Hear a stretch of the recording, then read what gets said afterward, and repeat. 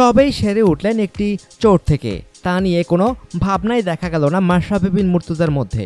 ফিল্ডিংয়ে Sabbir Rahman, Mosaddek Hossain, Shuvagata home চৌধুরীদের মতো দারুণ তৎপর দেখা গেল অধিনায়ককে।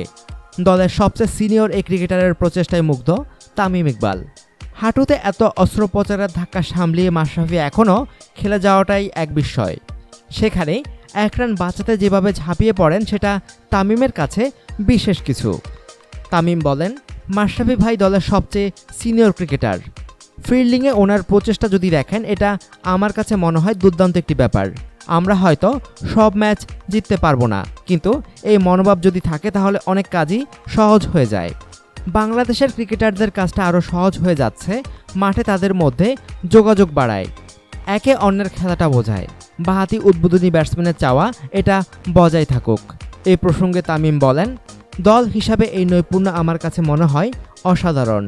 আপনি যদি ফিল্ডিং দেখেন, সব খেলোয়াড়ের সম্পৃক্ততা দেখেন, সবার সম্পৃক্ত থাকার ব্যাপারটি আমরা শুরু করেছি, এটা যেন ধরে রাখতে পারি।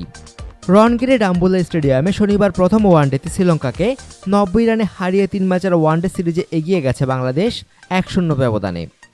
অনুগ্রহপূর্বক সংবাদটি শেয়ার করুন এবং খেলাধুলার সর্বশেষ খবর জানতে স্পোর্টস লাইট সাবস্ক্রাইব করে রাখুন।